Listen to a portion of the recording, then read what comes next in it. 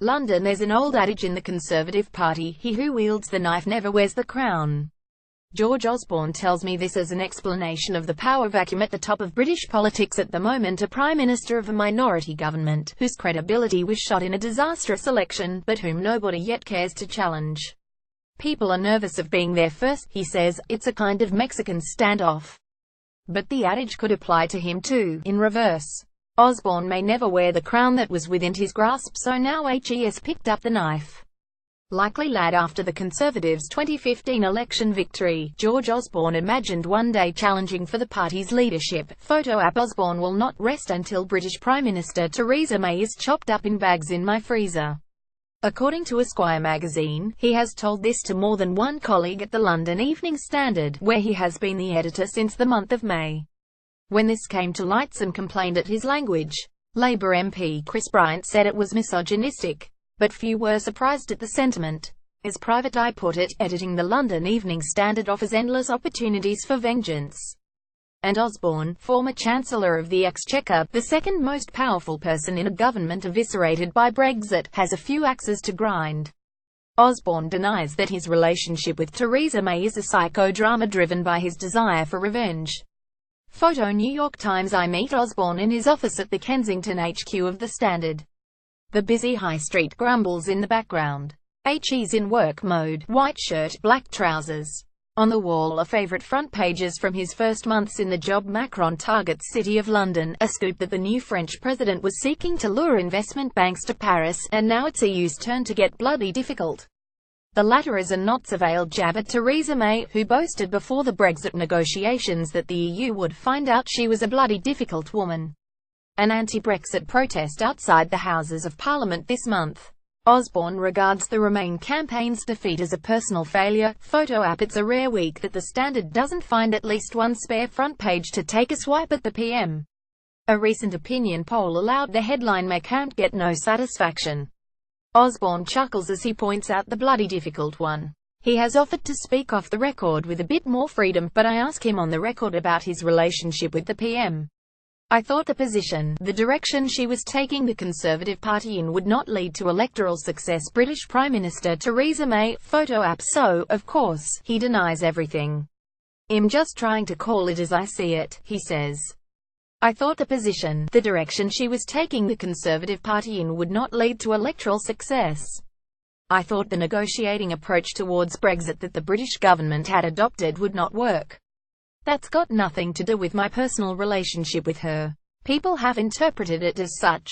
George Osborne in Edinburgh in 2014 as part of the successful campaign to keep Scotland in the Union. Photo. New York Times. He knows people, in the media and in politics, are reading it as a psychodrama between May and the man she asked to leave government. He knows people don't believe him when he denies it. He says their relationship over 20 years in politics was always very professional, and as a Conservative MP he voted for her to become PM. She was perfectly entitled to ask me, as I've been there for a very long time, to leave. I think there are things I did that did make a difference. George Osborne holds the Chancellor's Red Dispatch box outside 11 Downing Street in 2015. Photo. Bloomberg. Nevertheless, ask Osborne about his favourite front page so far and he points to the day after May's disastrous 2017 election result, the Queen of Denial. He smiles at the pun. Well, that's what he says he is smiling at. So there's really no malice. What's the alternative? That I hold back from readers what our judgment is.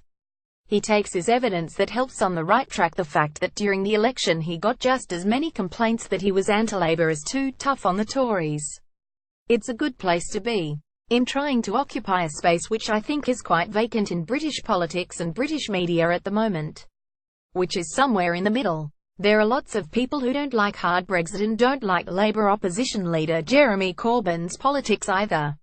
And for whatever reason most newspapers don't reflect that, and at the moment the political parties don't reflect that. A year and a half ago, Osborne was in a very different place. Once we'd won the 2015 general election, I just sort of assumed I would, barring accidents, remain at the top of British politics, and I certainly had no idea that I would be leaving Parliament within 2 years. David Cameron, Prime Minister and close personal friend, had announced he would not fight another election. I thought it was likely that he'd probably challenge for the Conservative leadership, Osborne says. I didn't think it was by any means certain he'd get it. But if you've been Chancellor for 6 years, that's an odd thing not to challenge. One of the paradoxes, for several years it was always said Osborne and Boris Johnson would go up against each other, but neither of us in the end ran for the Tory leadership. Which just shows that trying to predict things in politics is a mug's game. Osborne was sitting with Cameron in Downing Street as the referendum results came in. He told his family a week earlier he thought he'd lose. Too many people whom he could usually count on were defecting to the Brexiteers, who had managed to generate a kind of momentum and excitement, a slight sense of a rebel army doing well. He knew Cameron would resign, and he knew it was very unlikely he'd stay in government himself because he was so tied to the Remain cause. I thought it was a very uncertain future for me, but above all I thought it was just a terrible mistake for the country. I feel that still, although I accept the result of the referendum. He sees the result as a personal failure. I absolutely feel responsible for that, he says. Though there's quite a lot of collective responsibility that goes around, he adds, including for the Labour Party, which didn't campaign on full throttle. But I very much individually feel partly responsible. So is he now trying to fix it? With his strongly soft Brexit editorial line he denies that. It doesn't make a good editor to have a second agenda for yourself, he says. The Standard is London's paper, and London voted to remain, and now he wants to campaign for a Brexit that leaves Britain open to the world and engaged in shaping world affairs, he says. The British public have only answered one question: do you want to be in the EU or not? They have not answered the questions: do you want to be in the single market? Do you want to be in the customs union? What's your security relationship with Germany like, or France? Should we have a free trade deal with Australia, or should we be part of the European approach? Those are all questions which are up for grabs, and I want the paper to be right in the middle of that. His arrival as the Standard's new editor took almost everyone by surprise.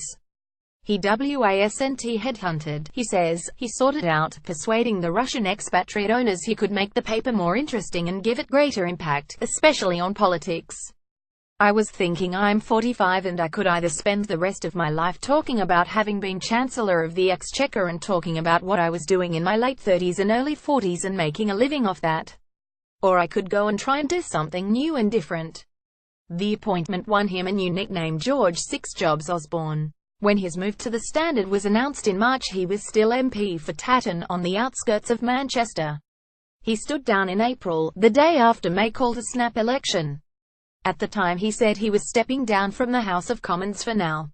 He is also on a reported £650,000 $1.075 million plus shares advising investment firm BlackRock 4 days a month. He is signed with the Washington Speakers Bureau and earned almost £800,000 from September to February, speaking mostly to financial institutions such as HSBC and JP Morgan in New York. He is also the Kissinger Fellow at Arizona State University's McCain Institute, allowance £120,000, leading working groups on foreign policy, and he chairs the Northern Powerhouse Project, a government-backed body that lobbies for projects and resources in Northern England. It's taking multitasking to an extreme level. What a joke, Jeremy Corbyn said. But Osborne says his primary job is now editor. In a way, he feels more powerful than he did on Downing Street. Some of the direct decisions you can take here are much more immediate and you can see the impact of them, he says. The idea that sitting in 11 Downing Street there are a bunch of levers on the desk that enable you to steer the ship, that's not the case. I think there are things I did as Chancellor that did make a difference, but that's a matter of opinion. Often my advice to a new junior minister was to start by recognizing that the vast majority of decisions you take will be decisions that anyone sensible doing your job would take. And recognize if you're a Conservative politician it's even more so. I'm loving being the editor and I don't really have a long-term life plan. I might have had while I was in politics. But this is a very good plan B.